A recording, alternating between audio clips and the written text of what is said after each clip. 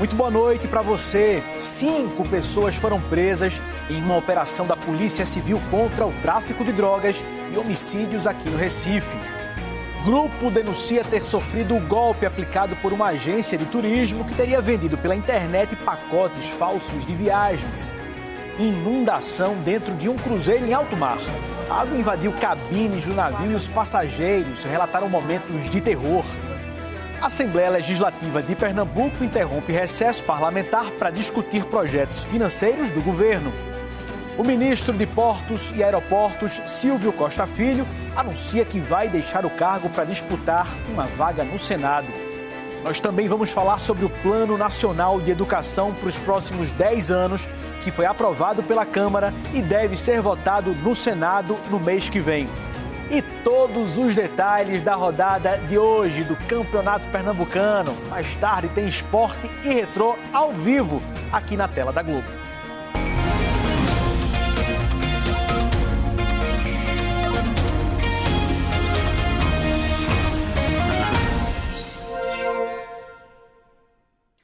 Uma operação da Polícia Civil prendeu 5 pessoas suspeitas de cometer crimes de homicídio, tráfico de drogas e roubo de cargas aqui no Recife. As investigações sobre a quadrilha começaram em agosto de 2024, depois de um homicídio no bairro do Totó, na zona oeste do Recife. Imagens da câmera de segurança do restaurante registraram o crime na época. Elas mostram quando os suspeitos chegam ao local usando coletes. Eles vão até a mesa e atiram mais de 30 vezes na vítima. De acordo com a polícia, esse assassinato teria sido motivado por ciúmes. 4 indivíduos armados, fortemente armados, com balaclava, camisas de manga comprida, entraram e efetuaram mais de 30 disparos contra a vítima. O que apuramos foi que todo esse crime foi relacionado a ciúmes, onde havia ali uma suspeita de uma traição e um dos autores do crime fez um pacto com traficantes, com outros envolvidos na criminalidade para cometer esse crime brutal. A gente aprofundou as investigações e verificou que existia não só esse crime do homicídio, mas também as pessoas eram envolvidas com o tráfico de drogas, com o roubo de carga, muito comércio ilegal de arma de fogo e muito dinheiro ilícito envolvido nessas atividades. Hoje, na Operação Pacto de Sangue, foram cumpridos mandados de prisão e de busca e apreensão no Recife, em Jaboatão dos Guararapes, em Fernando de Noronha e em São José da Coroa Grande, no litoral sul do estado. Todo o material apreendido foi encaminhado para o Departamento de Homicídios e Proteção à Pessoa, o DHPP, no bairro do Cordeiro, no Recife. 5 pessoas foram presas. Um casal foi preso em Fernando de Noronha, uma pessoa foi presa no município de Recife e as outras 2 já se encontravam presas, pois as prendemos no decorrer da investigação. Eram pessoas relacionadas a outros homicídios e tráfico de drogas, principalmente no município de Moreno. A mulher entrou no caso como partícipe por ela ter incitado esse crime. A polícia ainda procura por um 6º suspeito de participar do grupo. Agora, uma notícia triste que é destaque no nosso Instagram, vou passar para você, é o @ne2.globo. Dá só uma olhada. Um cliente esfaqueou um funcionário de uma operadora de celular em Carpina, na Mata Norte. Esse crime aconteceu hoje de manhã, minha gente. De acordo com a polícia, o cliente se irritou com cobranças que ele considerava indevidas. Imagens da câmera de segurança mostram esse cliente aí chegando na loja. Ele está com a camisa amarela, meio mostarda, né? Com um monte de documento nas mãos, ele coloca esses papéis em cima da mesa e em seguida parece discutir rapidamente com o funcionário. Na sequência, ele já pega uma faca e ataca o funcionário que tem 47 anos. Ele foi levado para a unidade mista de Carpina, mas os ferimentos foram tão graves que ele precisou ser transferido para o Hospital Getúlio Vargas aqui no Recife. Agora, Manuel Ferreira da Silva Santos, de 64 anos, foi preso em flagrante por tentativa de homicídio. E um grupo com dezenas de pessoas denuncia ter sofrido o golpe aplicado por uma agência de turismo. As vítimas dizem que compraram pacotes de viagens falsos que foram vendidos pela internet. O sonho de viajar virou frustração prejuízo e dor de cabeça para este grupo. Todos dizem que uma empresa de turismo vendeu pacotes de viagem pela internet, mas cancelou os passeios em cima da hora e não devolveu o dinheiro. A reclamação é contra a JE Roteiro Viagens e Turismo. Neuza disse que ela e mais 15 amigas ficaram no prejuízo diante da viagem que planejavam para Salvador, na Bahia. Eu fiz uma viagem com ele, deu tudo certo, mas ele começa assim, fazendo tipo esses bate e volta, né, que é aqui pertinho, para a gente talvez ganhar confiança, né? Aí quando se fala de uma viagem numa distância maior, é que quando eu te disse ontem, é onde veio o golpe. E a gente ficava ligando e ele bloqueou. A última vez que ele falou comigo foi dizer que eu não viajava mais com eles porque eu fui expor ele, a empresa dele. Rebeca planejou uma viagem para comemorar o aniversário da filha, no Rio Grande do Norte. Pagou R$ 760 para as duas ficarem numa suíte de uma pousada. 2 dias antes ele manda uma lista e nessa lista o meu nome da minha filha está com uma pessoa que eu não conheço. E aí eu questiono, eu disse, olha, eu não comprei quarto compartilhado, eu não vou ficar com essa pessoa, que eu não vou expor a intimidade da minha filha, a minha e a dela. Ia perder toda a essência da viagem, que era nosso momento. Há relatos ainda mais graves. Em um dos casos, turistas chegaram a embarcar no ônibus, mas foram obrigados a retornar antes mesmo de sair da cidade. Elaine planejava passar o Réveillon em Porto de Galinhas, na cidade de Pojuca. Pagou mais de R$ 1.200. Por falta de pousada que não tinha, sendo que ele disse, a gente confirmou em setembro, quando a gente fechou o contrato, que ele já tinha fechado a pousada e questão do reembolso até hoje não tem retorno. Especialistas alertam que antes de contratar pacotes de viagem pela internet, é fundamental pesquisar o histórico da empresa, desconfiar de preços muito abaixo do mercado e evitar pagamentos sem contrato formal. Em caso de prejuízo, a orientação é registrar boletim de ocorrência e procurar o PROCON. Segundo a advogada que acompanha o caso, a empresa muda constantemente de CNPJ, o que dificulta a responsabilização.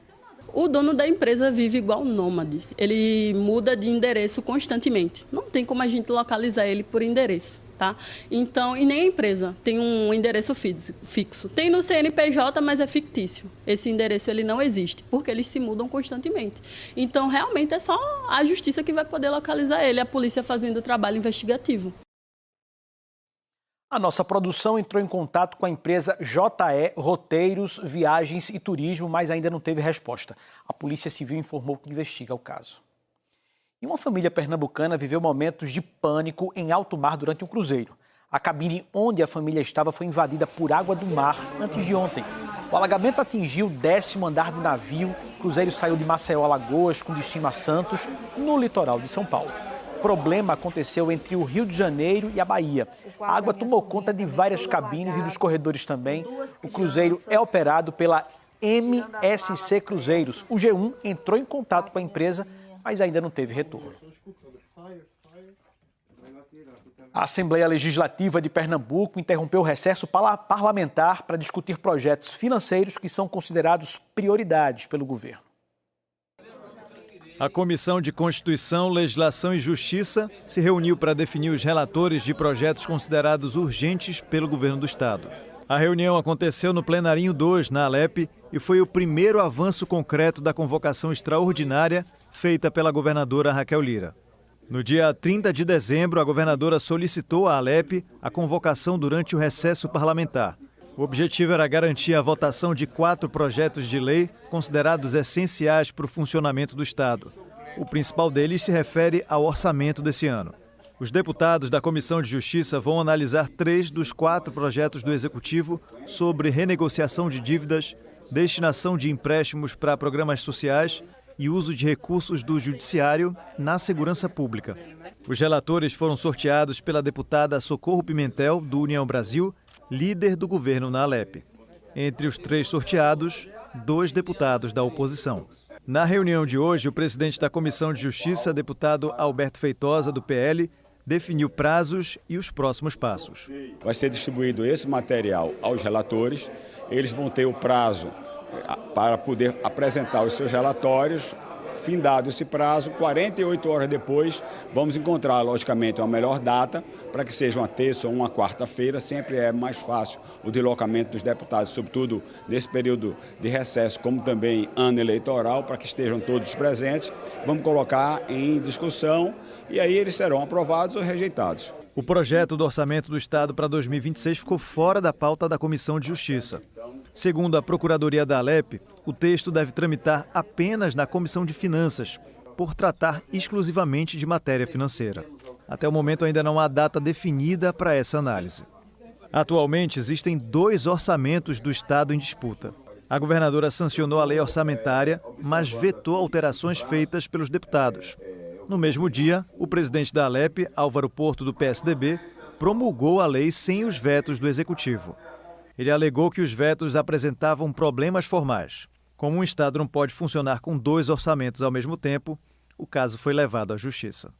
Depois da Comissão de Justiça, os projetos ainda vão passar pelas comissões de Finanças e Administração Pública até seguir ao plenário. A base governista defende um acordo para reduzir os prazos.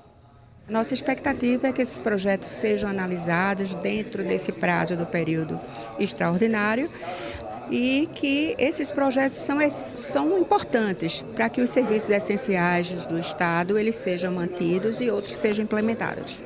Para que os projetos cheguem à votação no plenário em curto prazo, o governo vai precisar contar com o apoio da oposição. 10 dias úteis de prazo de emendas e depois mais 5 dias úteis para o parecer. Então nós vamos analisar e ver realmente a constitucionalidade desses 3 projetos, né, e também a finalidade dos 2 empréstimos que chegaram nessa casa. Essa é a nossa atuação a partir de agora. O ministro dos Portos e Aeroportos, Silvio Costa Filho, anunciou hoje que vai deixar o governo para se candidatar a uma vaga no Senado nas eleições deste ano pelo Partido Republicanos. A saída deve ocorrer até abril, em respeito à legislação eleitoral. A informação foi divulgada durante um evento de apresentação dos resultados do setor de portos e aeroportos em 2025. O projeto de lei que estabelece o novo Plano Nacional de Educação deve ser votado no Senado no mês que vem.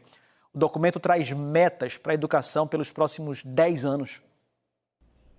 O Plano Nacional de Educação estabelece metas, diretrizes e estratégias para a educação no Brasil por 10 anos. A política pública abrange da educação infantil ao ensino superior e vale para a União, estados e municípios. O atual plano foi criado em 2014 e previa 20 metas para serem cumpridas até 2024. Entre elas, acabar com o analfabetismo, universalizar o acesso à escola e ampliar o investimento público em educação. Entretanto, a maioria dessas metas não foi alcançada. Por isso, o plano foi prorrogado até o final de 2025. Temos uma expectativa de que nós possamos, com esse novo plano, em cima dos equívocos, das dificuldades do plano anterior, tirarmos as lições que façamos avançar com relação a esse plano que articula, esse plano que permite o planejamento da educação pública de uma forma articulada. O projeto de lei 2614/2024 amplia de 20 para 58 o número de metas. Entre as prioridades estão a universalização da pré-escola, a alfabetização até o 2º ano, expansão do ensino integral, internet de alta velocidade nas escolas e redução das desigualdades. O novo plano apresenta também outra novidade, o monitoramento das metas, que deve ser feito a cada 2 anos. Isso deve permitir ajustes e mais transparência no acompanhamento dos resultados. Para a professora do Departamento de Políticas e Gestão da Educação da Universidade Federal de Pernambuco, o plano é uma política de Estado essencial. O seu cumprimento depende muito da vontade política e da mobilização da sociedade, né, das entidades educacionais, dos sindicatos, da sociedade civil, no sentido de cobrar o seu cumprimento. A avaliação da presidente do Sindicato dos Trabalhadores em Educação de Pernambuco é de que o plano do último decênio foi negligenciado, o que agravou a exclusão educacional. São crianças negras, dos povos do campo, quilombolas, indígenas. Então a gente precisa realmente garantir a cobertura para aqueles que estão sendo excluídos do direito à educação. O sindicato também ressalta a necessidade de valorização dos profissionais, infraestrutura adequada e investimento contínuo. E destacou o valor previsto no projeto de lei, 10% do PIB até o fim do plano. O relator do PNE quis colocar 7%.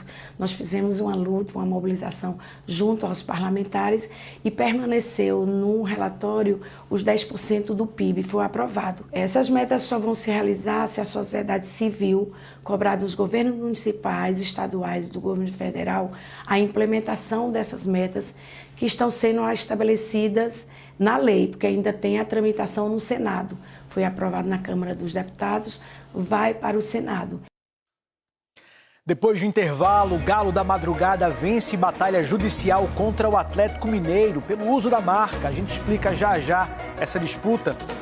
E se você se chama Wagner ou Kleber, se liga, tem promoção boa no cinema de Paulista por causa do sucesso do filme O Agente Secreto. O NE2 volta em instantes.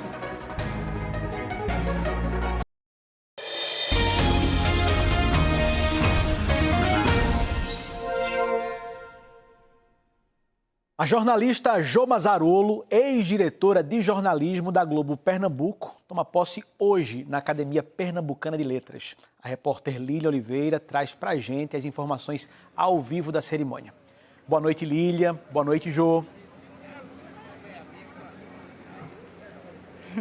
Oi, Juliano, boa noite para você e para todo mundo que está assistindo. A cerimônia ainda não começou, mas essa é uma noite muito especial para a Academia Pernambucana de Letras e também para a Jo Mazzarolo.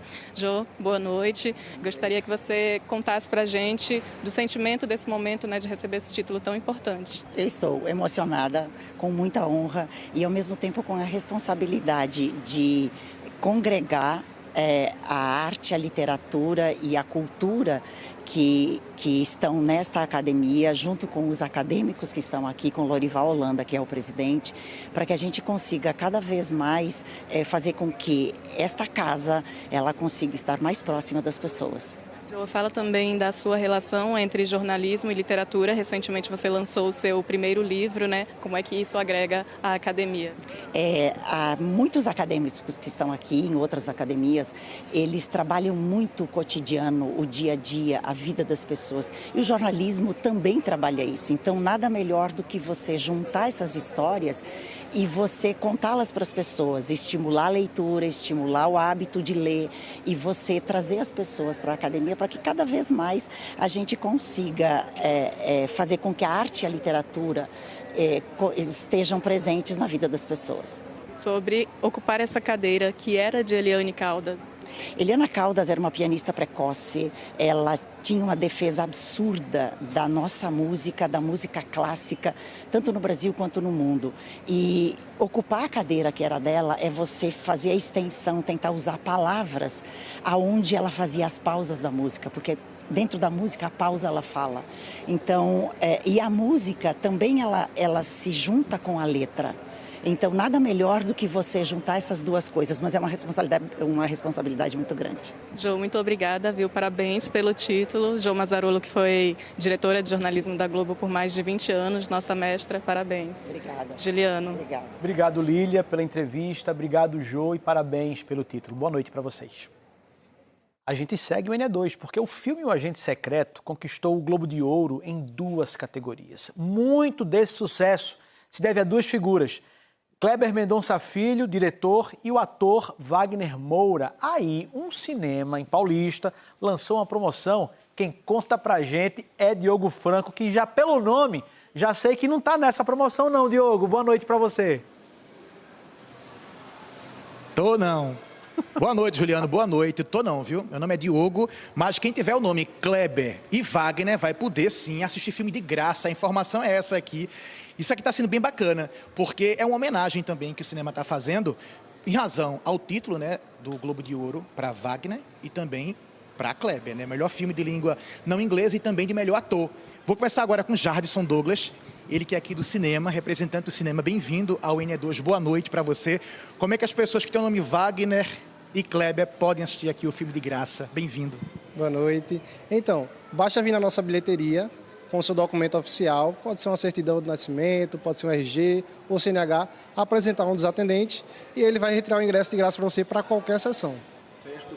E me fala uma coisa, o que é que precisa apresentar? É o documento com foto? Tem algum horário também para poder assistir o filme? Não, o documento não necessariamente precisa ser com foto, porque se for criança, se não tiver, pode trazer uma certidão de nascimento, algo que comprove o nome Kleber ou Wagner. Ou seja, então pode ser adulto, pode ser criança? Sim, tem filmes infantis em cartaz, tem filmes para adulto, filme para todo tipo de Wagner e Kleber quiser assistir. E o Agente Secreto, vai estar em cartaz amanhã? Vai estar em cartaz amanhã, sim, tem sessões a semana toda dele. Quem não assistiu vai poder assistir novamente. São 9 salas, todas as salas vão estar ocupadas amanhã, tenho certeza, com Wagner e com Kleber depois disso aqui. Mas tem mais alguma orientação em relação ao trabalho mesmo, né, de identificação aqui, não? Sim. No acesso à sala também vai precisar confirmar essa identificação, tá? A compra do ingresso só vale para o dia que ele vier retirar, então se ele vier retirar, ele tem que assistir naquele mesmo dia, ele pode tirar uma vez por dia. Joia, muito obrigado pela sua entrevista, viu? Juliana, volto contigo. Valeu, Diogo. Obrigado. Boa noite para todo mundo. Gente, bora lá com notícia também que está no G1 Pernambuco, ó.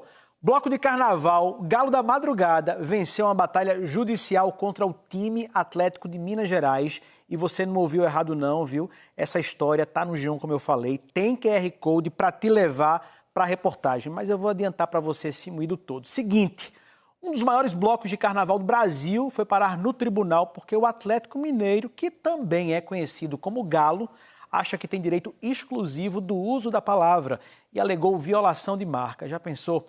Mas a Justiça Federal não entrou nessa folia não e rejeitou esse pedido. Resultado, o Galo daqui continua cantando com a marca Galo Folia. De quebra, o Atlético de Minas ainda vai ter que pagar as custas do processo.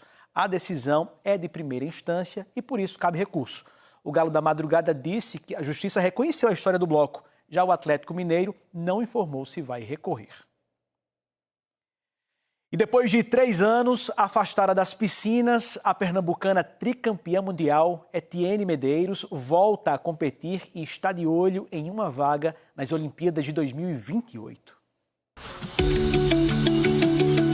Olha, na verdade, depois de 3 anos... Foram 3 anos longe das grandes competições. Nesse período, uma mudança para a Austrália, uma Olimpíada como espectadora, um filho, a volta ao Recife. E há 6 meses, eu fiz uma pergunta à campeã mundial Etienne Medeiros. Será que vai ser no Recife a volta de manhã Etienne ao rendimento nas piscinas de olho nas Olimpíadas? Isso é uma pergunta, assim, que vale ouro. Mas a pergunta de $1 milhão ainda não consigo responder. Em julho, a gente não tinha resposta, mas e agora? Temos novidades? A pergunta de milhões, ela conseguiu. Esse ano a gente está entrando de cabeça na performance, entrando na cabeça de novo, voltar às piscinas, voltar às competições. Em 2026, Etienne estará de volta às competições de alto rendimento. Depois que se tornou mãe de Kalel, muita coisa mudou para ela, que segue como a melhor nadadora brasileira da década. Menos o gás para competir. Adrenalina. Sentir tudo de novo. Acho que isso é o que deixa a chama do esporte na gente. Etienne agora se divide entre a função de mãe, prioridade para ela, e a de atleta. Quando está no Recife, a correria começa cedo para dar conta de tudo junto ao marido, Fábio, que também é o preparador físico dela. Eu agradeço todos os dias o marido, o pai, o técnico que eu estou tendo ao meu lado, que abraçou também essa ideia. Em Pernambuco, alguns treinos são entre os atletas do Instituto Etienne Medeiros, até como uma forma de inspiração para os atletas mais jovens. É uma honra, assim, para a gente poder conviver com ela e ela sempre nos conta as experiências dela e a gente pode aprender muito com ela, tanto na vida como na água. Só que Etienne também fará parte da preparação em São Paulo, onde voltará a representar o SESI, clube que foi a casa dela por mais de 10 anos. E todo esse esforço da nadadora tem um objetivo: Los Angeles 2028. A prova que a pernambucana foi campeã mundial, os 50 metros costas, agora faz parte do calendário olímpico. Hoje em dia, com uma oportunidade de estar nadando a prova onde eu fui 3 vezes campeã do mundo, em busca da vaga olímpica em 2028. Isso é motivador. E poder viver uma Olimpíada com um integrante especial desse na torcida já é ter premiação garantida. E no futebol tem rodada do Campeonato Pernambucano. Quem traz as informações pra gente sobre os jogos é Juan Torres, que já está aqui ao vivo. Rodada com trio de ferro na capital em campo, né, Juan? Boa noite para você, bem-vindo. Fala, Juliano, muito boa noite para você, boa noite para todo mundo que está nos acompanhando. Eu estou na Ilha do Retiro, onde hoje, às 9h30 da noite, o Sport recebe o Retrô e vai encerrar essa segunda rodada. O Sport, que começou o campeonato com a equipe sub-20, vai mais uma vez utilizar a garotada da base, que estreou com empate contra o Jaguar em 2-2, na Arena de Pernambuco, e vai em busca da sua primeira vitória hoje diante do Retrô, que começou muito bem o campeonato, 4-0 para cima do Vitória das Tabocas. Esse jogo de hoje, inclusive, vai marcar um reencontro, o de Wagner Love com a torcida do Sport e com a Ilha do Retiro. O experiente atacante de 41 anos de idade jogou no Sport até 2023 e não voltou a pisar na ilha desde então. Como eu falei no início da minha participação, esse jogo encerra a segunda rodada. Ontem teve 1-1 do Vitória com o Jaguar. Hoje, mais cedo, teve empate do Santa Cruz com o Maguari, lá no Agreste, lá em Bonito. O Maguari saiu na frente com o Bruno Vinícius e o Santa Cruz, pouco depois, chegou ao empate com o experiente Renato cobrando pênalti. E ainda agora há pouco, acabou o jogo do Náutico, que chegou à segunda vitória em 2 jogos. O Timbu saiu perdendo por decisão na Arena de Pernambuco, o Cauã fez 1-0, mas aí na segunda etapa o Toró fez uma jogada e tocou para o Felipe Saraiva deixar tudo igual para o time de Hélio dos Anjos, e logo depois, aos 30 do segundo tempo, o próprio Toró fez o gol da vitória, final decisão 1, Náutico 2, Náutico que chega à sua segunda vitória em 2 jogos. Daqui a pouco, às 9h30 da noite, Sport e Retrô encerram essa segunda rodada e você acompanha tudo ao vivo na tela da Globo, logo depois da novela Três Graças. Juliano, volto com você, amigo. Um abraço a todos. Tá dito, Juan. Boa noite para você, bom trabalho também. Minha gente, daqui a pouco tá tudo no Globoplay. Para você, uma boa noite. Muito obrigado pela sua confiança e pela sua companhia. Amanhã a gente se encontra de novo. Até lá.